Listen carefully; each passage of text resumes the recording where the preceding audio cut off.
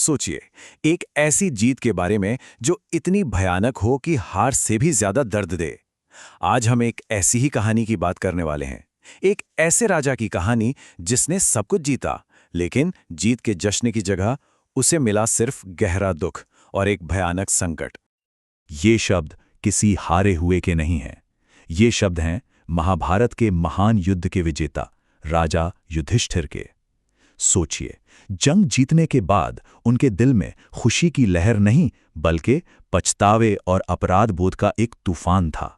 और बस यहीं से हमारी कहानी का असली संघर्ष शुरू होता है। चलिए जरा उस मंजर की कल्पना करते हैं। कुरुक्षेत्र का मैदान, खून से लथपथ, लाखों लाशें बिछी हैं, ऊपर गिद्ध मंडरा रहे हैं और हवा में सिर्फ और सिर्फ मौत की खामोशी है। और इस सब के बीच खड़े हैं विजेता राजा युधिष्ठिर। पर यहां कोई जश्न नहीं हो रहा, सिर्फ एक ऐसा सन्नाटा है जो उनकी रूह को कंपा रहा है। और यहीं पर कहानी का सबसे बड़ा सवाल खड़ा होता है कि सत्ता की असली नैतिक कीमत क्या है। ये एक लड़ाई थी एक राजा के फर्ज और उसके अपनी जमीर के बीच। युधिष्ठिर को लग रहा था कि राजधर्म निभाने के चक्कर में उन्होंने अपने व्यक्तिगत धर्म, अपनी इंसानियत की बलि चढ़ा दी है। तो अब युधिष्ठिर एक ऐसे मोड़ पर आ खड़े हुए थे जहां दो रास्ते थे। क्या करें? क्या सब कुछ ये राजपाट त्याग कर जंगल चले जाएं और तपस्या में शांति खोजें, या फिर एक राजा होने का फर्ज निभाएं, उस राज्य पर हुकूमत करें जिससे इतनी बड़ी, इतनी भयानक कीमत चुकाकर जीता है? देखिए, ये दो रास्ते बिल्कुल अलग हैं। एक तरफ है तपस्वी का रास्ता, मतलब एकांत, तपस्या और अपनी आत्मा की शांति, अपना मोक्ष। और दूसरी तरफ है राजा का पथ, यानी लोगों की जिम्मेदारी, न्याय करना और पूरी दुनिया की व्यवस्था संभालना। युधिष्ठिर इन्हीं दो रास्तों के बीच बुरी तरह से उलझ गए थे। उनके अपने ही शब्द बताते हैं कि वो किस दर्द से गुजर रहे थे। साफ कह रहे थे कि वो अपना मुकुट उतार फेंकेंगे और एक साधु बन जाएंगे। क्यों? क्योंकि उन्हें अपना ही राजपाट एक शमशान जैसा लग रहा था। सच कहें तो ये ताज अब उनके लिए कांटों का ताज बन चुका था। लेकिन जाहिर है उनके परिवार वाले और ऋषि मुनि ऐसा नहीं सोचते थे। उन्होंने युधिष्ठिर को समझाया, तर्क दिया कि देखो, एक राजा का फर्ज उसकी अपनी भावनाओं से कहीं ज्यादा बड़ा होता है।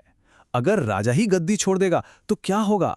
पूरे राज्य में हाहाकार मच जाएगा, अराजकता फैल जाएगी, प्रजा तो अनाथ हो जाएगी ना। और प्रजा की रक्षा करना वही तो राजा का सबसे बड़ा, सबसे पहला धर्म है।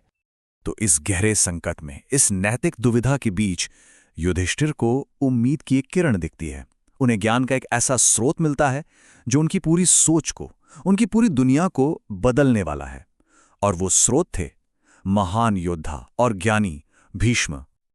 और यही कहानी में एक जबरदस्त नाटकीय मोड़ आता है। भीष्म, जो खुद कुरुक्षेत्र के मैदान में बाणों की सेज पर लेटे अपनी मौत का इंतजार कर रहे हैं, वो शोक में डूबे राजा को राजकाज और शासन की कला पर एक ऐसा पाठ पढ़ाते हैं जो युधिष्ठिर की सोच को हमेशा हमेशा के लिए बदल कर रख देगा।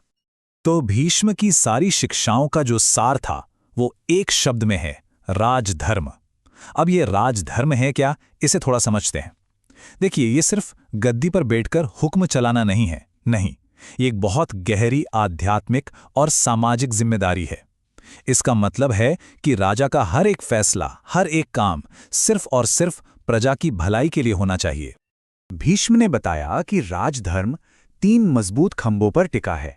पहला, प्रजा की रक्षा यानी प्रजा पालन। दूसरा, न्याय का राज यानी दंड नीति। और तीसरा, राज्य की तरक्की और खुशहाली। और जानते हैं सबसे दिलचस्प बात क्या है? ये सिद्धांत आज भी, हजारों साल बाद भी, किसी भी अच्छे शासन की बुनियाद माने जाते हैं। पर एक सवाल यहां जरूर उठता है, एक बहुत ही मुश्किल सवाल जो शायद हर लीडर को परेशान करता है। क्या एक अच्छा राजा बनने के लिए कभी कभी क्रूर भी बनना पड़ता है? क्या लोगों की भलाई के लिए और कानून व्यवस्था बनाए रखने के लिए कभी कभी सख्त होना जरूरी है? और भीष्म इसका बहुत ही सीधा, प्रैक्टिकल लेकिन थोड़ा मुश्किल जवाब देते हैं। वो कहते हैं कि हाँ, एक शासक को दयालु तो होना ही चाहिए, पर निर्दोष लोगों को बचाने के लिए उसे सख्त भी बनना पड़ता है। जो गलत है, जो दुष्ट है, उसे सजा देना बहुत जरूरी है। क्यों? ताकि समाज में क्योस ना फैले और धर्म की स्थापना हो सके। भीष्म का ये ज्ञान युधिष्ठिर के लिए एक टॉर्च की रोशनी जैसा था, जिसने उनके मन के सारे अंधेरे को दूर कर दिया।